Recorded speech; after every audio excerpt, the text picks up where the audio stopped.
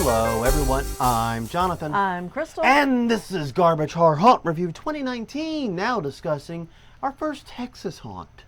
Yes. Redrum Fear Park near Houston, Texas. Okay, before we begin, we have to have a quick chat. This was not our first choice for the first haunt. Right. Our original plan back when we were sort of laying this trip out in Google Maps was to go to Phobia. Right. And the reason we wanted to go to Phobia was A, it seemed to be the bigger name. B, it actually fit with our area geographically much better. It would have saved us a significant amount of driving time. Right. And also, it really stoked our curiosity with the pure number of attractions it had. Right. So we were pretty curious. Unfortunately, we learned that before we left that Phobia is cash only. We even wrote them to confirm this. They are cash only.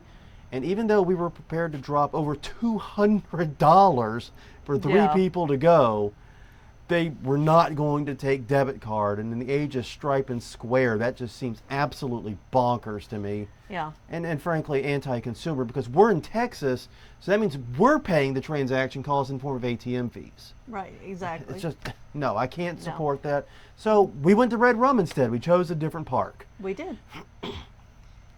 And maybe Phobia is not going to be so sad they missed out on us. That they missed out on We us. might not be helping the case here a little bit. Okay, so when we got there, we were fairly excited. Yeah.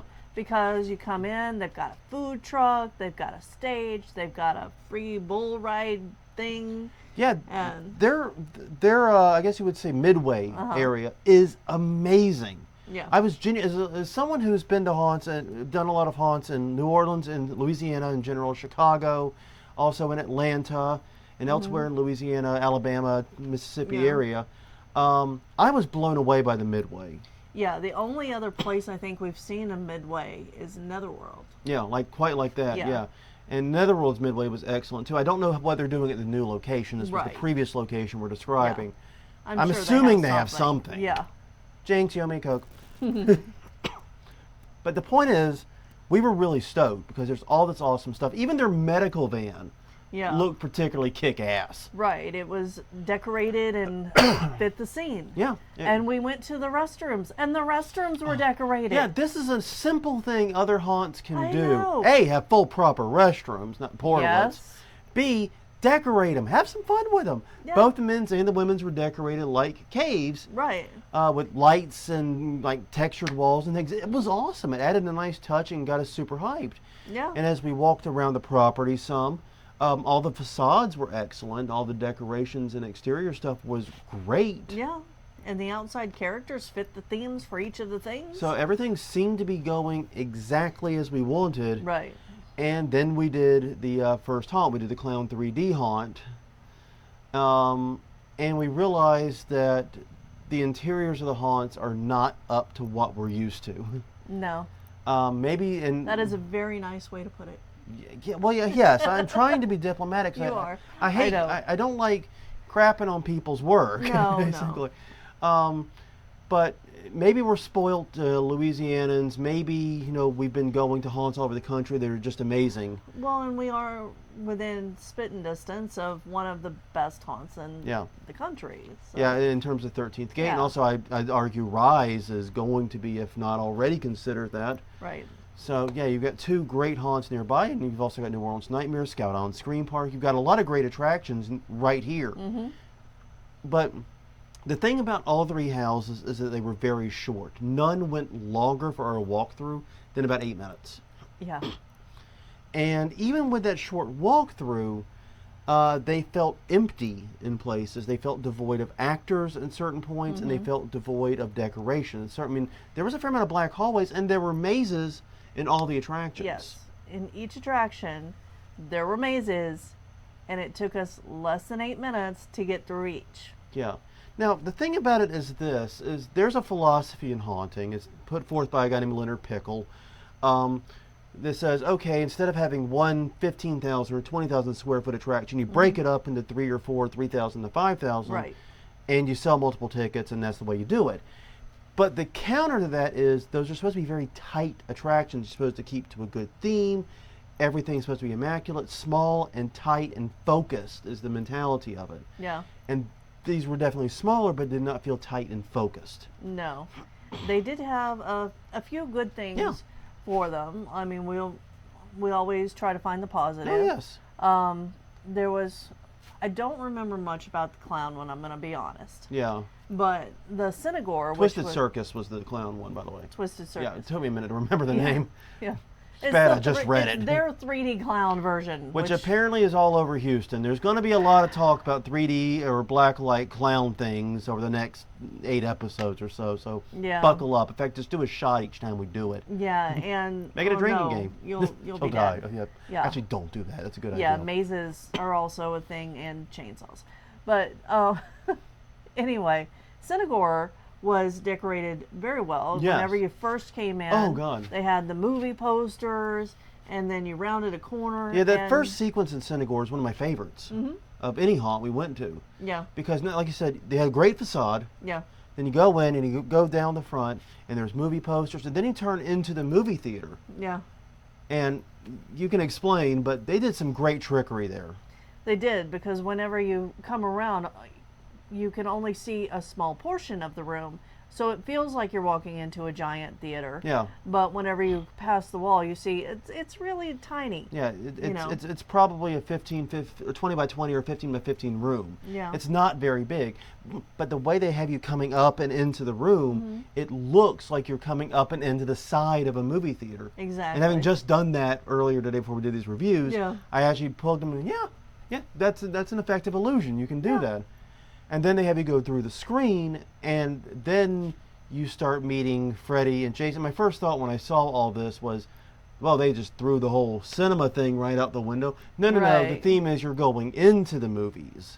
Yeah, except that they didn't choose iconic scenes from the movies, Yeah. so you don't really know that you're there. Yeah, I saw, and that's just it. Other haunts use or misuse. I mean, all of this is unlicensed. Right. Misuse these characters so that I'm not seeing them in the scenes I remember. I mean, it's been a while since I've watched the core movies on these. Yeah. They're not the scenes I remember, so it's not sinking in my brain. I'm in the movie, I just see these characters floating around, and I see these characters in a lot of haunts. Right.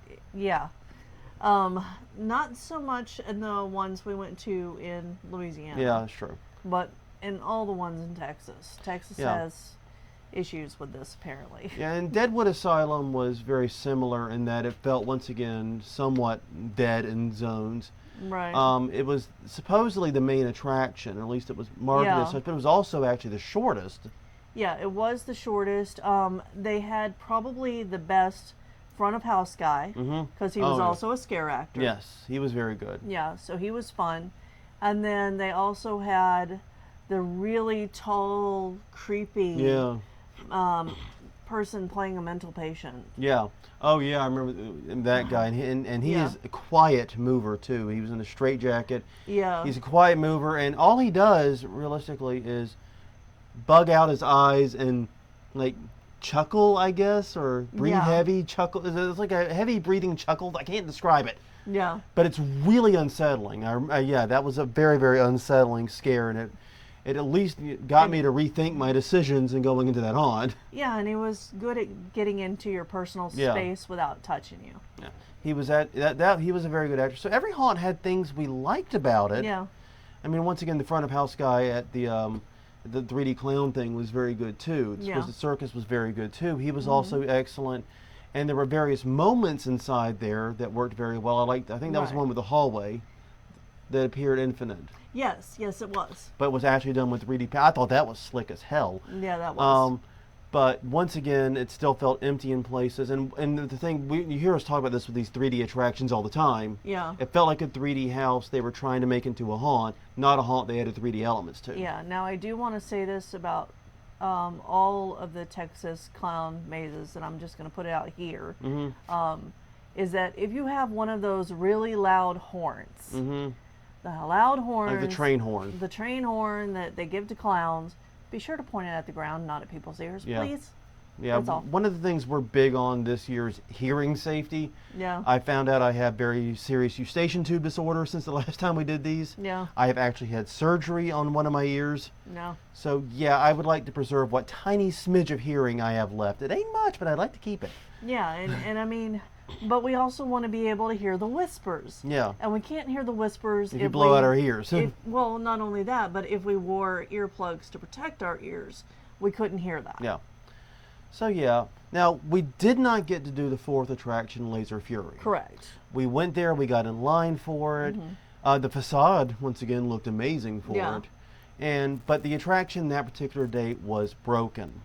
And we waited 15, 20 minutes or so for them to try and fix it, and it wasn't able to get done, and we unfortunately had to move because we had 2 more haunts to get to that night.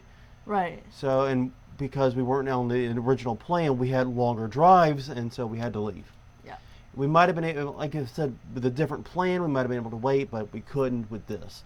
Right. So, I mean, for my mind, it's kind of weird because we had done 2 haunts previously, 2 trail haunts that were really meaty, really long, gave a lot of great detail, had a lot of good haunt tactics, and was a good exploration. And then to come to Red Rum and not get that same feeling of being despite being at a Scream Park was a big letdown. Yeah, it was. I mean, and the thing is, the ticket price is $35 if you buy online, $40 at the door, and $50 for Fast Pass. That's a lot of money for the amount you get. Yeah, and you can only go through each attraction one time. And that's really, I mean, they mark it off on your wristband. And that's really frustrating because, yeah, if you could do it multiple times, it might boost that deal. Right. But, like I said, they mark it off. They only allow you to go through each attraction once. So, yeah, it's kind of a steep asking price for what you get there. Yeah. But 2 more haunts in the night. Yeah. We're going to cover them. Anything else about Red Rum? No. Well, until next time, I'm Jonathan. I'm Crystal. This is Garbage Horror Haunt Review 2019 for Red Rum Scream Park. Yeah, in and around Houston, Louisiana. Houston, Texas. Oh boy, it's been a long day. Houston, Texas. We will see you guys next time.